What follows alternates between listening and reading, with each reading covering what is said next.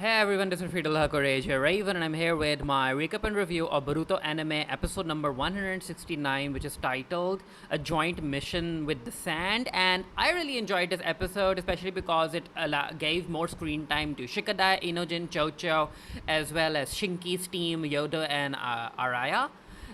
Or is it Araya? Anyway, yeah, I have a feeling that some people are like, oh, these anime episodes are filler, I don't enjoy them, I don't want to spend time looking at what the other characters are doing. And I'm like, you know what, as far as my opinion goes, I enjoy it when the franchises flesh out supporting and minor characters as well. And yes, the main manga is very Boruto, Naruto, and Sasuke centric, but apparently the numbers aren't really high. However, the anime continues to be a success, and the anime does focus on other characters. So as far as my opinion goes, I think that this shows that the Boruto fandom as well as the Naruto fandom, they enjoy whenever the other characters are given the spotlight, which the anime is doing. However, as of yet, the manga hasn't been delivering on that. Anyway, coming back to the episode, it opens with Boruto still polishing up his new wind style Rasengan, which is basically a futon Rasengan, as far as I can understand. And yeah, it is a very good jutsu. However, it's not as powerful as Boruto would like it. He's like, my power levels are still too low. It won't be able to harm Deepa. And Kakashi is overseeing his training. And Kakashi is like, you know what, Boruto? Considering the chakra levels that you have, you might not be able to level up your Rasengan right now. So might as well give up. And yeah, Boruto is like, no, I'm not going to give up. This is not me. I'm going to continue training. While Boruto is training, we have Mujino and Konamaru still in Victor's lab, and I guess they have been there for a couple of days now. And we see this person in critical condition being taken away to a secret facility. And Konamaru and Mujino are like, yeah, this is probably the fourth or fifth person going into that room. However, the patients coming out of that room have been zero. We have to go in there, we have to investigate. And this is where we get to see that the doctor that's operating on these people is the same doctor we saw during Mitsuki's retrieval arc. So that was a very interesting callback. Everything is connected, which goes to show that the car organization has been active for years now. And that doctor apparently is one of the outers, and he asks the woman what's happening. And the woman is like, doctor, we are outers, we just do what we are ordered to do, don't go snooping around. And everyone goes into this elevator, and Konamaru and Mijino have to figure out how to get into this secret department inside Victor's lab. So that will be interesting to see. Shikadai goes to meet Boruto. He's like, Boruto, how's your training coming up? And Boruto's like, no, it's not at the level that I would like it to. I'm still trying. And he tells Shikadai that Kakashi said that he might not be able to power up his Rasengan anymore. And Shikadai is like, you know what, Boruto, it is what it is. Don't overdo yourself. But yeah, Boruto still needs to train.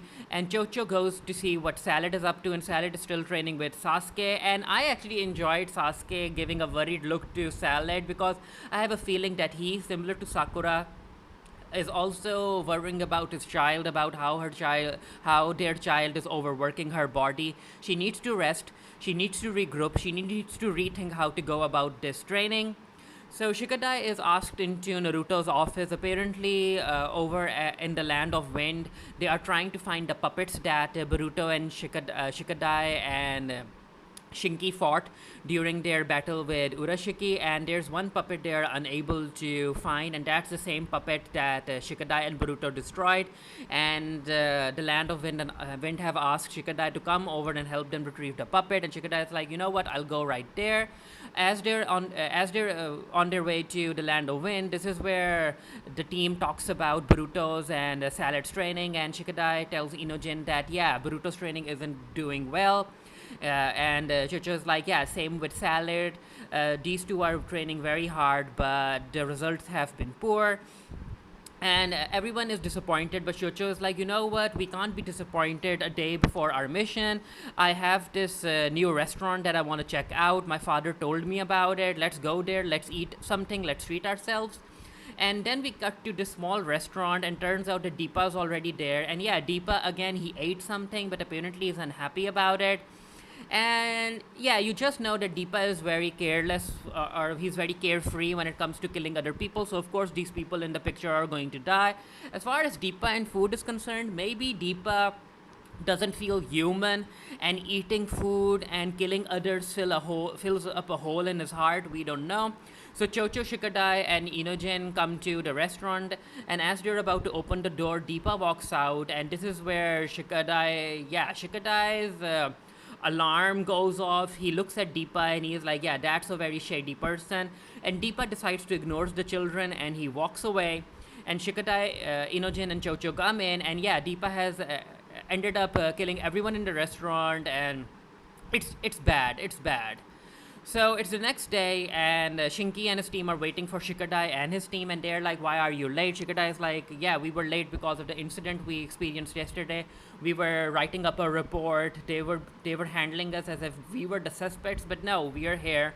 And this is where a very interesting interaction happens. Everyone, Shikadai's team thinks that Shikadai is going to take the lead because he's the only tunen in the group. However, Yoda and Araya wants Shinki to take the lead because he has more information about the geographical landscape of the area. But Shinki is like, "Shikadai, do you want to lead?" And Shikadai is like, "Yeah, I'll do it if you're okay with it." And Shinki is like, "Yeah, do it." These two are basically cousins, so I liked their little interaction. So they go out into the desert and they go to the location where Shikadai and Boruto were able to destroy the puppet. And then Arya takes out his puppet and the puppet goes underground and he's able to retrieve the puppet that was broken.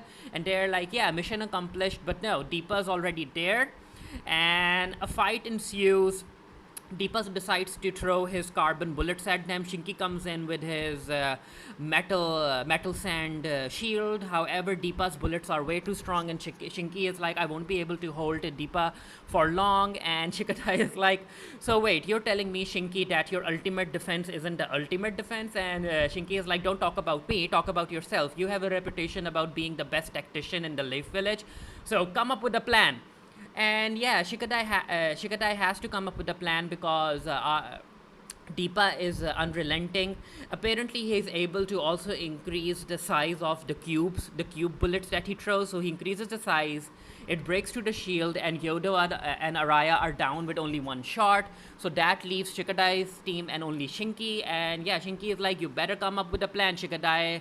Hurry and think of something." So Shikadai is able to think of a plan. Apparently, they need to distract Deepa in order for Shikadai to constrict him with his shadow paralysis jutsu, and then Shinki will come in with the final attack. And Chocho becomes a human boulder, and she goes towards Deepa, and Deepa is ready to hit Chocho. But Inojin comes in flying on one of his paintings, and while Deepa is distracted, Chocho comes in. But yeah, we already know that Deepa is going to win, so Deepa is able to easily handle Inojin and Chocho. However, that gives Shikadai enough time to use his shadow paralysis jutsu, and then Shinki comes in with a metal fist, but nothing happens. And then yeah, Deepa is bored.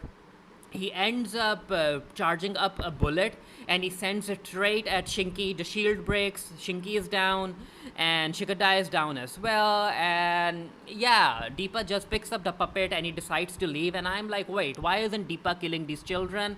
But for some reason, Deepa doesn't kill them. Maybe he's interested in the children's powers. Maybe he's just bored. Maybe he doesn't want to be a member of Kara anymore. Who knows? As he's walking away with the puppet, Shinki is like, I won't allow you to take the puppet with you." And Shinki ends up throwing his metal feather at Deepa, and he destroys the puppet. And again, Deepa still doesn't kill the children. And even Shikadai is surprised that Deepa didn't kill them. Again, I have no idea why Deepa isn't killing these children. Maybe he values a child's life more than an adult life. Who knows? Maybe it's just plot convenience. But yeah, it will be very interesting to see if all of these teams band together in order to take Deepa down. Let's see what happens. So he walks away.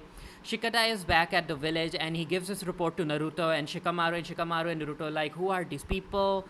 We need to get to the bottom of this." And while that's happening, the episode ends with Boruto still training. And yeah, the next episode is, I guess, it's titled A New Rasengan.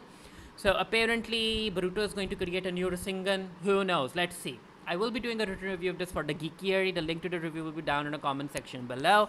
Again, I really enjoyed this episode and I'm fine with it. I like seeing more of Boruto's friends and the other teammates. Shikadai's team, Iwabi's team, Wasabi's team. I would like to see more of those people. again, as I said, the manga gives us more Boruto centric and Sasuke and Naruto centric stories, so that's okay. But then again, as I've mentioned already, apparently the numbers for the manga aren't doing great. However, in the anime, which also focuses on other teams and fleshes out those characters, the anime seems to be quite a success for the franchise. So yeah, it just goes to show that the fandom is interested in other characters as well. But yeah, let's see what happens next time. Let me know what you thought of the episode. Again, I'm not really sure why Deepa didn't kill the children. We did get a shot where we saw that there was steam coming out of Deepa's fist, so maybe he was overheating. Who knows? But yeah, and there's also this fandom theory that Deepak can't use armor on his body while he's using the carbon bullets. So maybe if everyone attacks him at the same time, maybe they'll be able to hurt him. Again, we don't know. Let's see. Let me know what you guys thought of the episode down in the comment section below. And until next time, stay happy, stay safe, stay blessed. See you guys later. Bye.